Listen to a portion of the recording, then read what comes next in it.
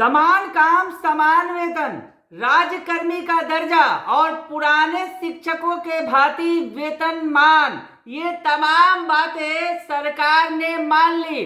CM Nitish Kumar की cabinet ने इस पर मुहर लगा दी, लेकिन नियोजित शिक्षकों का पारा चढ़ गया है। नमस्कार, कशिश न्यूज में आपका स्वागत है। मैं हूं अनुराग। खबर बड़ी है। दरअसल कल बिहार कैबिनेट की बैठक में जिन एजेंडों पर मुहर लगी, उसमें चिर प्रतीक्षित जो शिक्षक नियुक्ति नियमावली है उस पर भी मुहर लगा दी गई। अभ्यर्थियों के लिए खुशखबरी आ गई।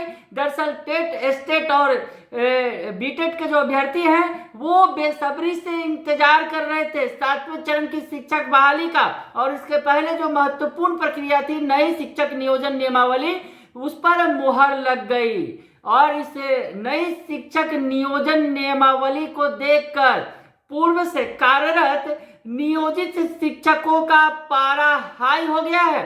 जी हाँ, बिहार में लगभग 4 लाख नियोजित शिक्षक जो पूर्व से कार्यरत हैं, अब उन्होंने सरकार के खिलाफ मोर्चा खोलने का ऐलान कर दिया है। आखिर क्या ऐसी बात हो गई कि शिक्षकों ने मोर्चा खोल दिया है, जबकि सरकार ने नए समान काम समान वेतन की मांग भी एक तरह से पूरी कर दी।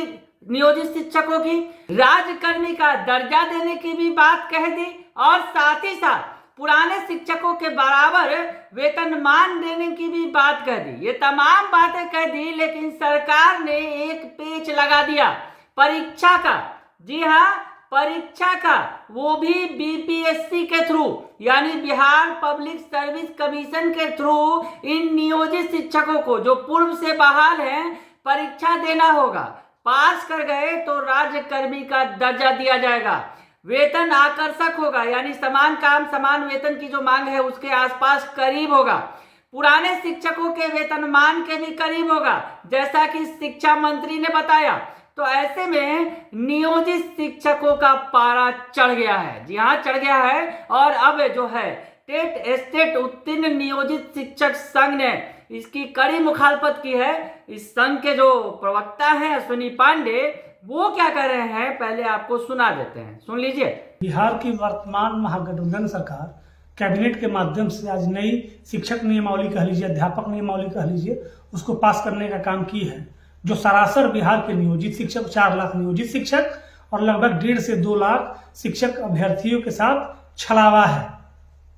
20-20 साल से कार्यरत नियोजित शिक्षकों को आप राज्यकर्मी बनाने के लिए और आकर्षक वेतनमान शब्द का इस्तेमाल मंत्री जी कर रहे हैं के लिए आप एग्जाम ले रहे हैं। सारे लोग बीटेट, सीटेट, टेस्टेट एग्जाम देके बहाल हुए हैं। मैक्सिमम लोग आपके जो नियोजित शिक्षक हैं, यही एग्जाम पास करने के बाद राष्ट्रीय स्तर पे या अन्य राज्यों में असिस्टेंट टीचर बना के फुल स्केल दिया जाता है, और आप यहाँ पे भांति भांति का नया नया ये प्रोपेगेंडा खेल रहे हैं। इससे काम नहीं चलेगा। जो महागठबंधन सरकार का मैनिफेस्टो था, समान काम समान वेतन, राज्यकर्मी का दर्जा और पुराने शिक्षकों की भांति सेवा शर्त, उससे कुछ कम मंजूर नहीं है हम लोगों को।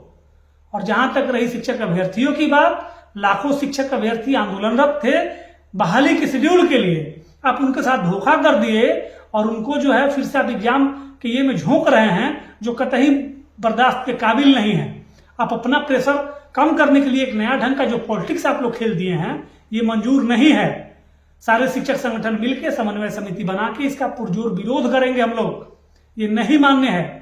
अब ठीक है, भविष्य के लिए आप बीपीएससी से एग्जाम लीजिए, यूपीएससी से लीजिए, कहीं से कीजिए, स्वागत है उस कदम का, लेकिन कार्यरत नियोजित शिक्षकों के साथ और अभी जो पास आउट अभ्यर्थी हैं उनके साथ ये सरासर छलावा है।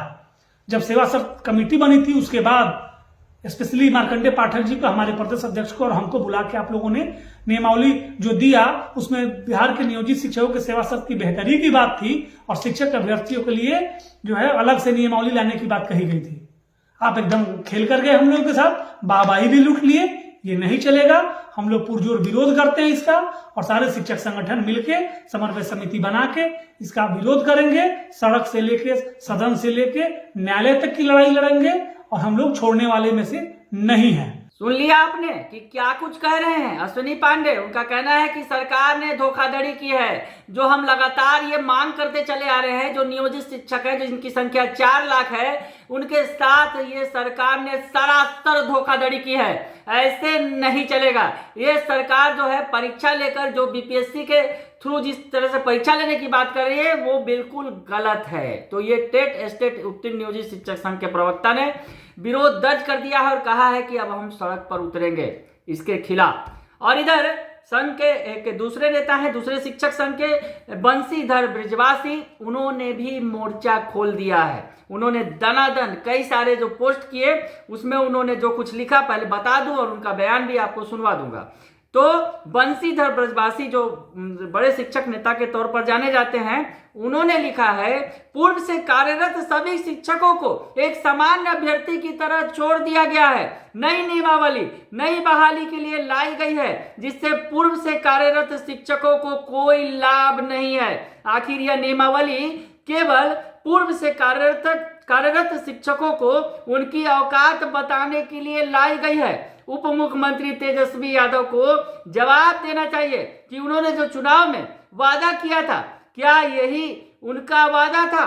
पूरे बिहार के शिक्षकों से मैं आह्वान करता हूं कि सड़कों पर उतरें, इसका पुरजोर विरोध करना चाहिए। स्थानांतरण के लिए जो बहनें वर्षों से इस नियमावली का इंतजार कर रही थी वह आज खुद को ठगा महसूस कर रही हैं। जो भाई बंधु अपने घर से सैकड़ों किलोमीटर दूर नौकरी करने को मजबूर हैं, उन्हें स्थानांतरण के मुद्दे पर कुछ नहीं कहा गया।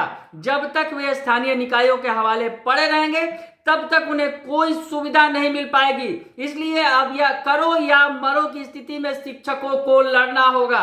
लड़ने का ऐलान कर दिया है शिक्षक संघों ने और कहा है कि उतर जाइए सड़क पर। शिक्षकों के सड़क पर उतरने का वक्त आ गया। तो सरकार ने नई नियुक्ति नियमावली जो जारी की, कैबिनेट की मोहर लगाई, लेकिन इससे टीस बढ़ गई। उन 4 लाख नियोजित शिक्षकों की जो पूर्व से बहाल हैं, उनका कहना है कि उनके साथ ये छलावा किया गया। क्या कुछ कह रहे हैं बंशीधर ब्रिजवासी, सुन लीजिए आप। मित्रों, यह जो नियमावली आज आई है बिहार सरकार के द्वारा नियोजित शिक्षकों से संबंधित, यह नियमावली हमारे साथ बहुत बड़ा धोखा है, बहुत बड़ा छल है। अब और बर्दाश्त नहीं किया जा सकता है। बर्दाश्त करने की सारी सीमाएं अब समाप्त हो गई। जो यह नियमावली आई है इसके बाद मैं पूछना चाहता हूं बिहार के शिक्षा मंत्री जी से कि आपने बिहार के नियोजित शिक्षकों को क्या समझ रखा है? क्या हम लोग गुलाम हैं? यह शिक्षक कब तक गुलामी करेंगे? नियोजन इकाई की गुलामी करते करते आज 20 वर्ष बीत गए।